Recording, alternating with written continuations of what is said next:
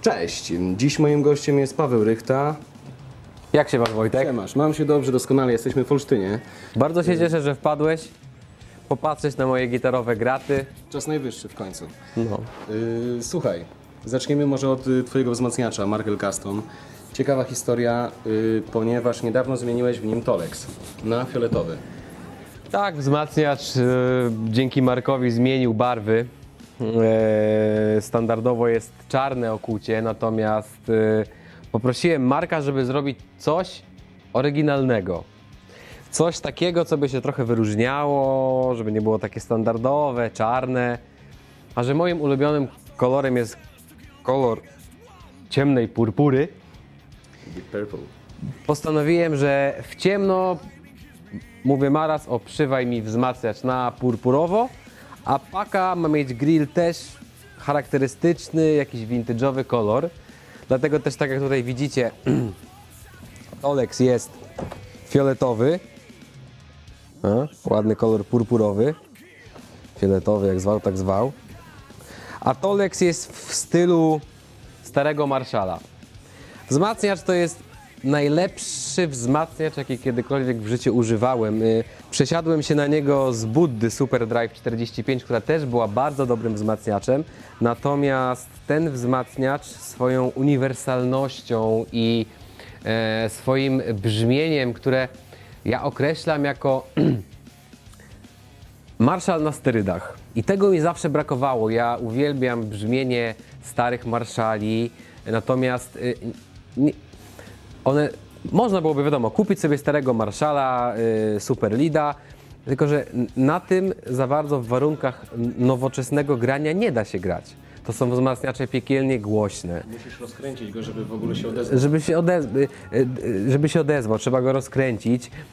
Trzeba, przede wszystkim jak nie mają pętli efektów, to dla mnie jest niezbędne, ponieważ zaraz Wam pokażę, parę kostek tam udało mi się zebrać, używam praktycznie wszystkich.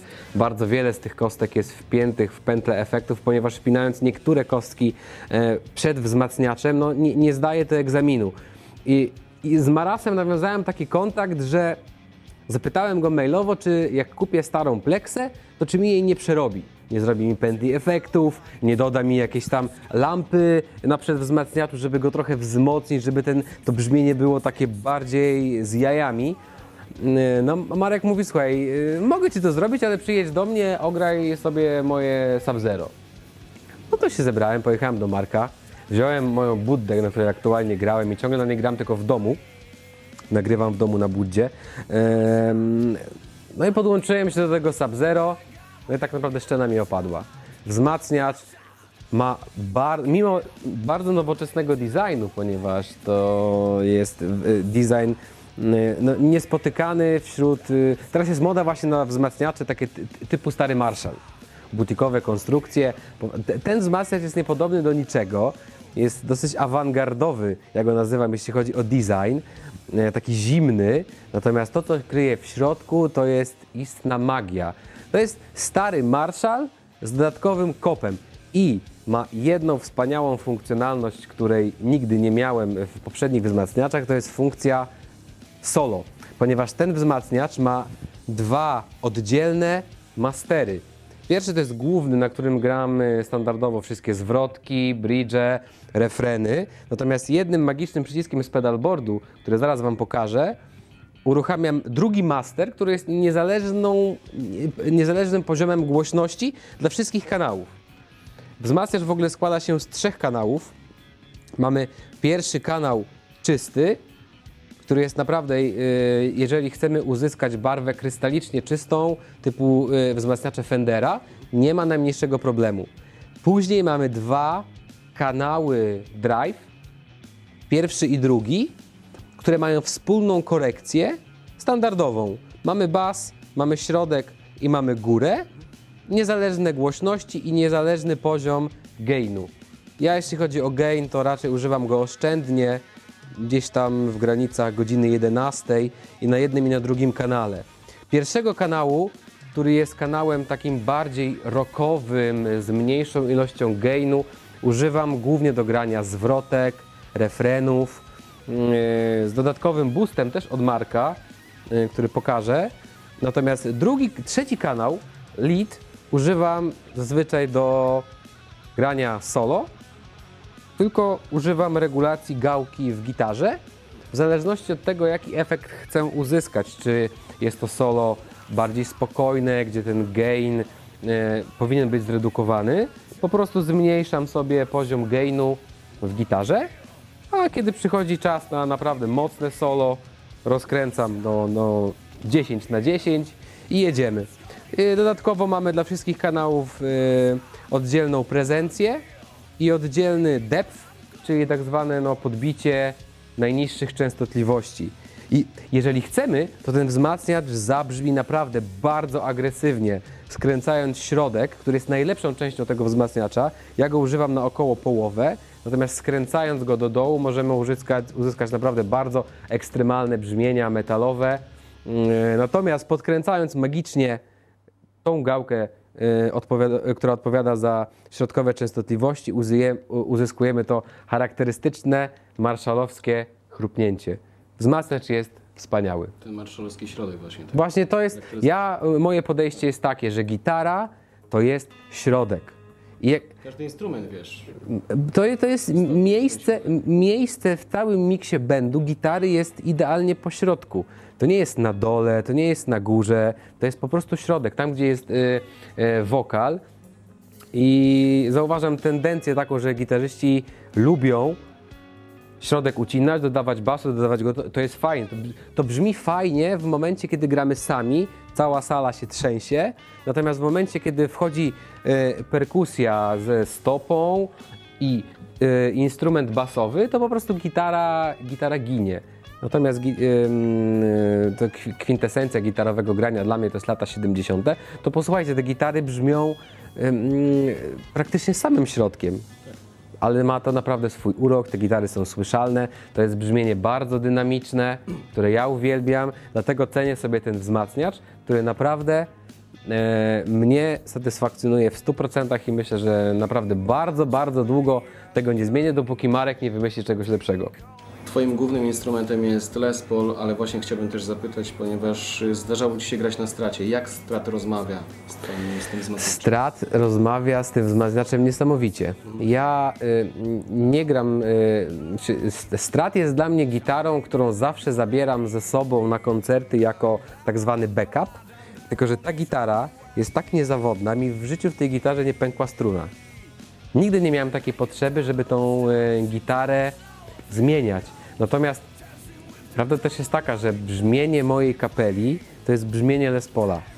I podłączając Strata, ten wzmacniacz jest tak bardzo podatny na zmianę instrumentów, że różnica byłaby bardzo... Ten mój Strat, który ma przystawki bardzo nisko outputowe, ponieważ ja tylko używam takich przystawek, zaraz Wam opowiem o tym, co mam tutaj, ponieważ nie są to żadne aktywne albo jakieś pasywne przystawki bardzo mocno sygnałowe. On brzmi jak Jimi Hendrix, trzeba grać też jak Jimi Hendrix, ale naprawdę urywa jajka. Strat na tym wzmacniaczu. A wydawałoby się, że Sub-Zero jednak taka konstrukcja, nawet jeszcze tak patrząc tak z zewnątrz, do cięższego grania. Absolutnie. Można, oczywiście, da się ukręcić tutaj naprawdę metalowe brzmienie, natomiast to jest wzmacniacz rockowy. To jest wzmacniacz rockowy z taką vintage'ową charakterystyką i tego ja szukałem latami.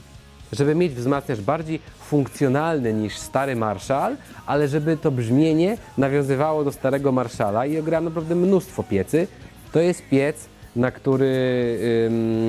który spełnia w 100% moje brzmieniowe oczekiwania i w połączeniu z tą paczką, bo ja bardzo długo grałem na paczce Marshalla z racji po prostu na kasę, no bo to nie wszystko naraz. Zmieniłem też pakę na paczkę Marshalla, to są 4 głośniki 12 cali WGS Retro 30.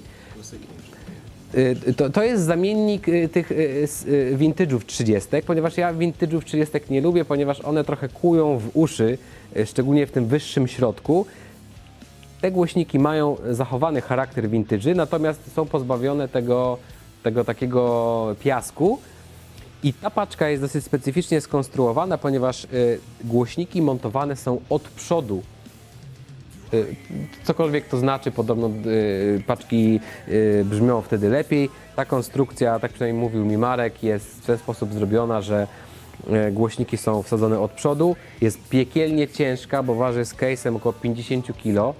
Także tachanie jej na koncerty jest sporym wyzwaniem, natomiast no, jej brzmienie po przesiadce z Marshalla, no to jest tak jakby po prostu zdjąć kod ze wzmacniacza, no, jest petarda. Przejdźmy do gitary. Czas najwyższy. Złoty Gibson Les Paul. Który rocznik? To jest rocznik 2004, czyli ma gitara 12 lat. Ja zawsze marzyłem o Les Paulu i jak już zbierałem kasę, to troszeczkę pojeździłem i pogrywałem sobie czy po sklepach muzycznych, czy używane gitary Gibsona. I czasami się zawodziłem na tym, ponieważ gitary nie do końca brzmiały tak, jak ja sobie to wyobrażałem. No i niechcący trafiłem na gitarę od kolekcjonera z Wielkiej Brytanii, który tą gitarę kupił nową w 2004 roku i ona u niego przeleżała w case'ie. I postanowił ją sprzedać. To jest w ogóle Historic Reissue, czyli tam wzorowana na gitarze z 57 roku, czyli z pierwszego roku, kiedy Gibson wypuścił gitarę z PAF-ami, czyli z humbuckerami, ponieważ wcześniej były to te klasyczne P90. I to jest replika gitary właśnie z 57 roku ze stajni Gibsona, z custom shopu oczywiście. Pierwszy raz jak tą gitarę wziąłem do ręki, to pomyślałem sobie, ja jej nie chcę, ponieważ ona jest strasznie toporna, waży 4,7 kg. Faktycznie. Gryf jest jakby kij baseballowy uciąć w pół. Jest po prostu strasznie gruby, dostęp do wysokich progów jest koszmarny. Ja mam małe dłonie i grając w wysokich pozycjach mi jest po prostu ciężko, dlatego może sami wyglądam dziwnie na tej scenie, ale mi jest ciężko i naprawdę się staram, żeby wydobyć z niej ładne dźwięki. Natomiast kiedy ja podłączyłem tą gitarę do wzmacniacza i zagrałem jeden dźwięk, podciągnąłem do 15 próg z dźwięku D do dźwięku E, przytrzymałem i ta gitara brzmiała w nieskończoność. Zaprezentuj to, bo to jest bardzo ciekawy.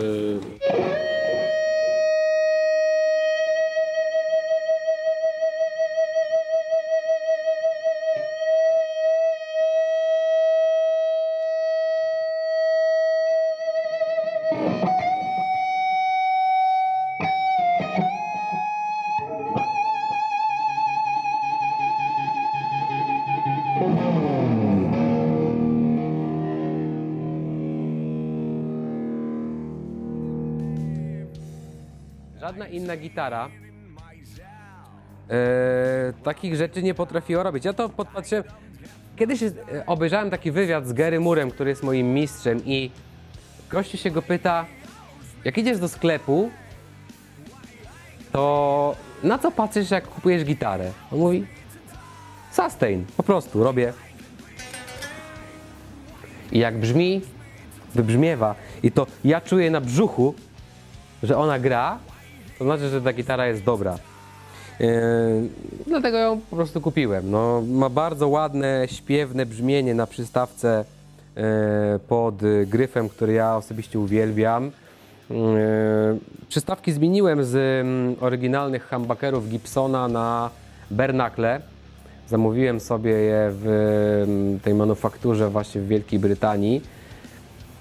Zamówiłem przystawki o najniższym poziomie sygnału, ponieważ ja nie lubię przystawek aktywnych, bardzo agresywnych.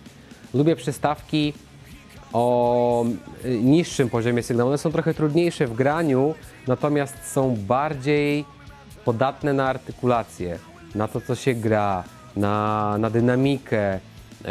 Bardziej uwypuklają to, w jaki sposób gitarzysta gra na swoim instrumencie. Dlatego też zmieniłem dość.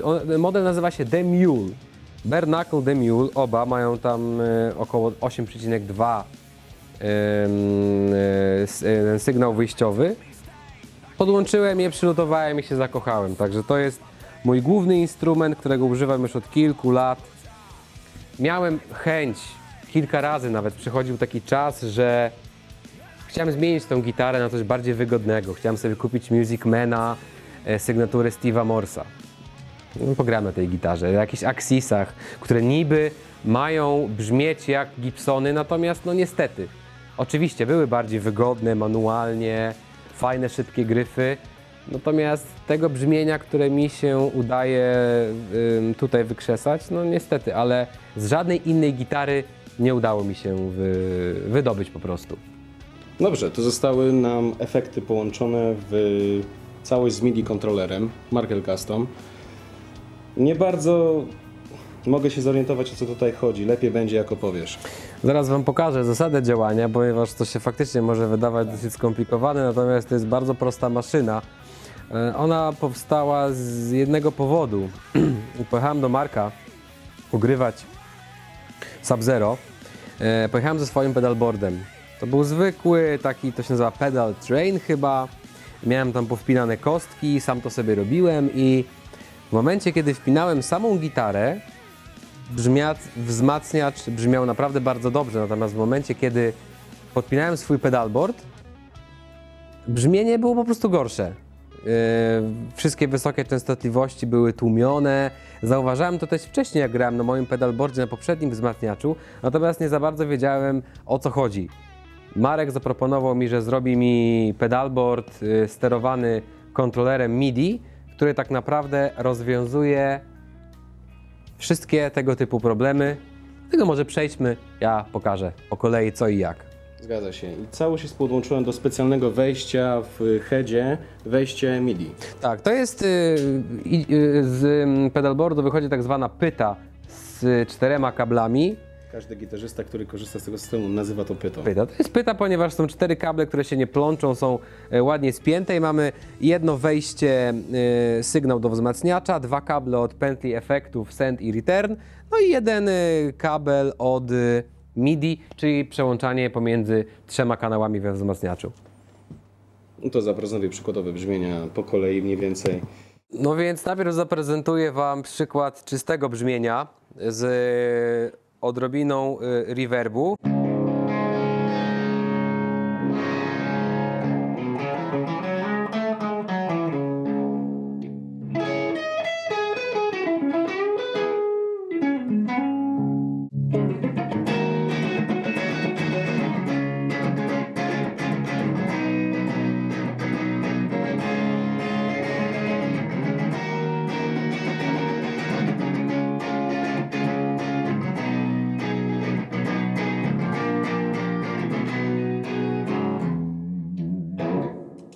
Teraz przechodzimy do kanału Crunch. Jeśli chodzi o sygnał, to mamy tak naprawdę tylko i wyłącznie kanał drugi z Sub-Zero, bez żadnych kostek, bez żadnych dopałek. Pokażę Wam też różnicę, może na przykładzie głównego riffu z Herkulesa, ponieważ tutaj używam na mocniejszych partiach drugiego kanału bez dopałki i z dopałką.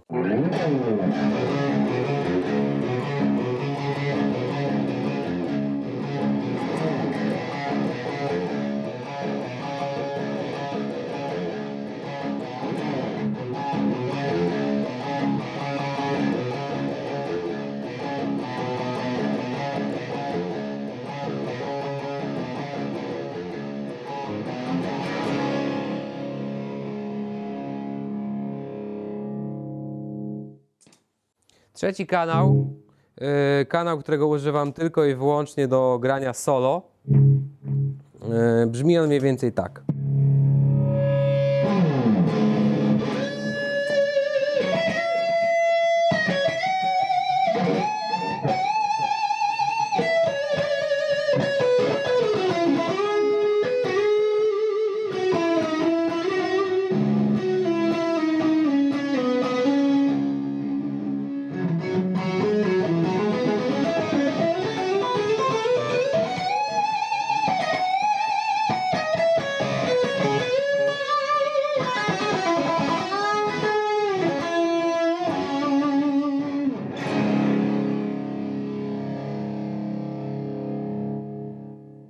Jeśli chodzi o kostki, to mam ich kilka. Tak naprawdę jeśli chodzi o booster, czyli Vanilla Sky, pokazałem Wam już przed chwilą, zasadę jej działania. Mianowicie wygląda to w ten sposób.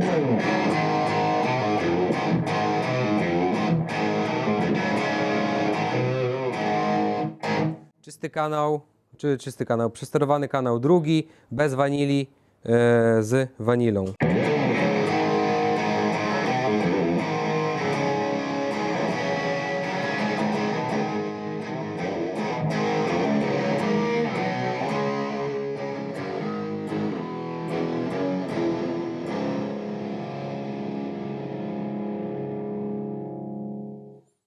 Dalej mamy kostkę bardzo prostą z jedną gałką, to jest kostka MXR Phaser.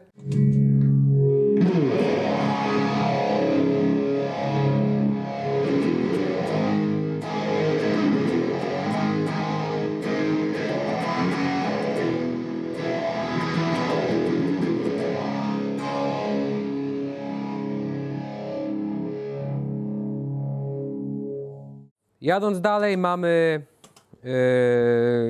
TC Electronic Hall of Fame, czyli klasyczny reverb. W sumie to używam go bardzo rzadko na kanałach tak naprawdę czystych.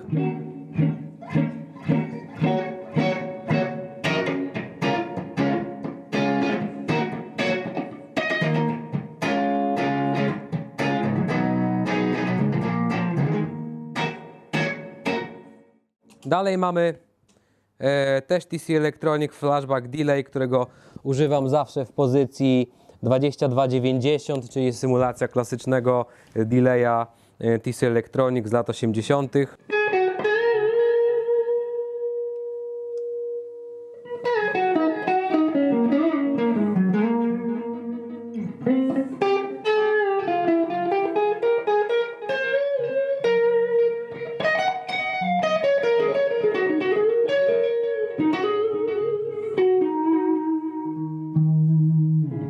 Używam go głównie pod solo. No i dalej zaczyna się trochę ciekawiej, ponieważ tutaj mamy Eventide kostkę, która nazywa się Pitch Factor, której używam do tworzenia harmonii gitarowych, ponieważ w zespole Traffic Junkie jest jedna gitara, a czasami możemy usłyszeć czy na płycie, czy na koncertach gitarę, która gra w tercjach. To właśnie odpowiada ta kostka. Wygląda to mniej więcej w ten sposób. Zagram też kawałek, fragment utworu Herkules.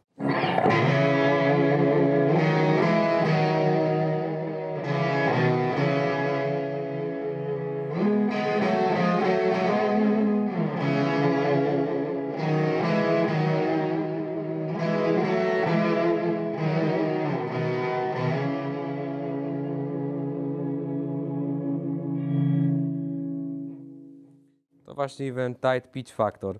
Dodatkowo jeszcze używam łami, klasyczne łami, i używam go w dwojaki sposób. Właściwie tylko dwa brzmienia. Pierwsze to jest brzmienie o oktawy w dół, którego używam w utworze Life After Life w zwrotkach, i wygląda to mniej więcej w ten sposób.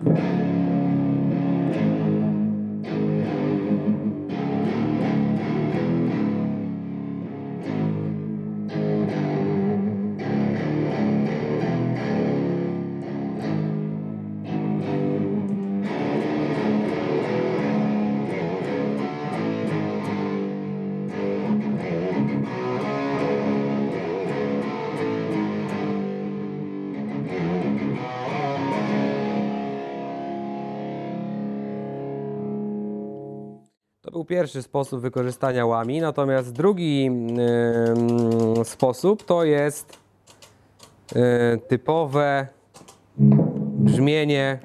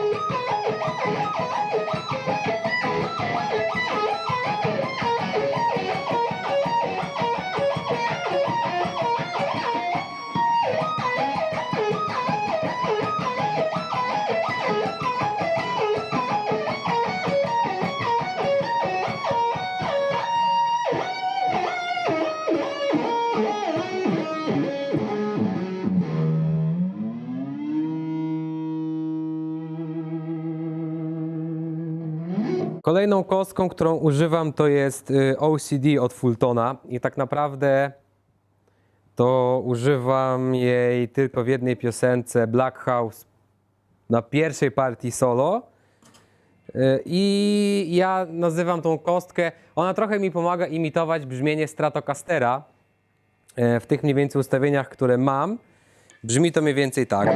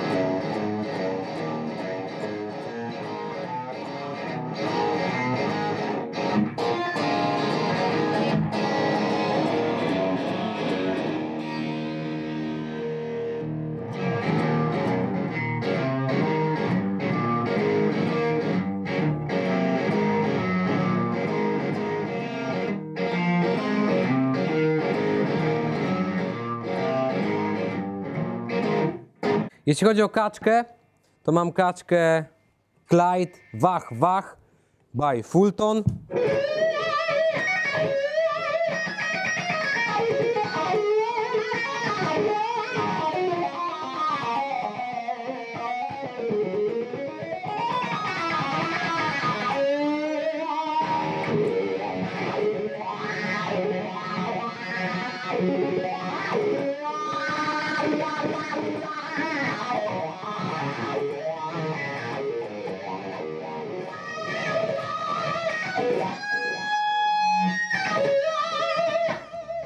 To by było na tyle na dzisiaj, chyba że masz coś jeszcze do dodania.